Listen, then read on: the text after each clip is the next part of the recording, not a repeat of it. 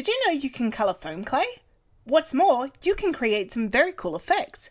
Here's a quick tutorial for you to use in your next cosplay. What you'll need: white foam clay. I am using Foam Sculpt by Play by Proxy.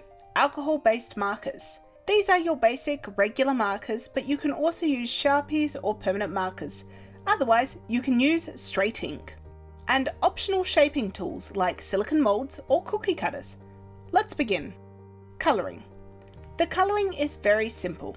Select which colours you wish to use. It's worth noting that the colours will generally end up being a lighter version of whatever you pick. Next, grab your white foam clay and take out that which you need. If you're using moulds, push the foam clay into the mould to gauge how much you need. Then divide that into how many colours you plan to use. If you are doing a freestyle and using multiple colours, grab a weighing scale and weigh out each of the proportions in equal parts if you want the ratio to be even between the colours. I recommend that you rest your foam clay on something plastic, as it tends to want to adhere to basically anything else. I just use parts of the bucket from the foam clay. Now for the slightly messy part, and if you have plastic gloves, consider wearing them at this point. Take your marker and dab the colour on top of the foam clay, then knead it together like a mini bread. Ensure that the colour mixes all the way through. Continue this process until you are happy with the colour. For me, with these small pieces, it took only 2 times. However, for this large piece, it was a lot. And that was even with adding more, and more, and more markers to aid me. I honestly lost count how many times I coloured it and then kneaded it, but I just kept on going until I got the colour I wanted. Marbling. Let's talk about the first technique, marbling. For this, grab each of your colours and divide them into smaller pieces. They don't have to be equal in size. Then put them into a random assortment, squish them together, and then give them a twist once or twice.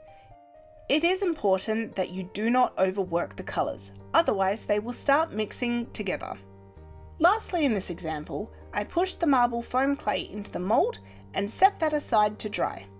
Once it was dry, I demoulded it, and using a normal pair of scissors, I cut the excess foam off. Isn't it pretty?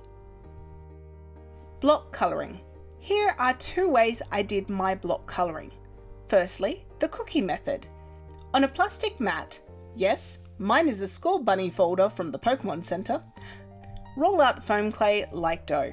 It's important that you have handled the foam clay a fair bit before you reach this step to reduce its stickiness.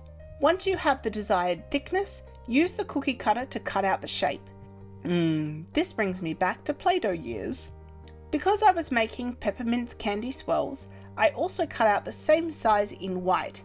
And then with both of those circles, I cut them into 8 equal pieces and then did alternative pieces of the 2, taking care to have each of the pieces touch and join but not mix. This meant I had very clean boundary lines. For the larger peppermint candies that will be going into my wig, I used the largest cookie cutter to make a cut out of the bottom. The second method I used for colour blocking was that to make the candy canes, and this was all freehand. I firstly rolled out the red and white into snakes that were of the desired thickness and length. I then twisted these together and rolled them out until it was smooth. Once again, not too much, otherwise the colours will start mixing and bleeding will occur. Here is a bit of an example of a previous tester piece I did on the far left. And I rolled it together a bit too much, and I had a bit more ink in it as well. This resulted in the red bleeding into the white heavily. The candy cane in the middle is my new one, and it has got a little bit of bleeding, but it's not as noticeable. But all of this is in comparison to the peppermint candies I made, which I showed before, where there is virtually no bleeding. This is because the joins of the 2 foams are very light, but still secure. Also, the cracking in the middle candy cane is due to the foam starting to dry out by the time that I got to making the candy canes. I suggest that you ensure that you seal your foam clay in Ziploc bags at every point when you are not actively using it. And there you go, a fun new way to use foam clay that will take you back to your childhood of playing with Play-Doh. I think it has a very different look and finish to our normal process of painting foam. And to be honest, I kinda like it. I hope that you enjoyed this little tutorial, and I hope it comes in handy for your next cosplay build. Please remember to like, subscribe, comment, and share this with your mates.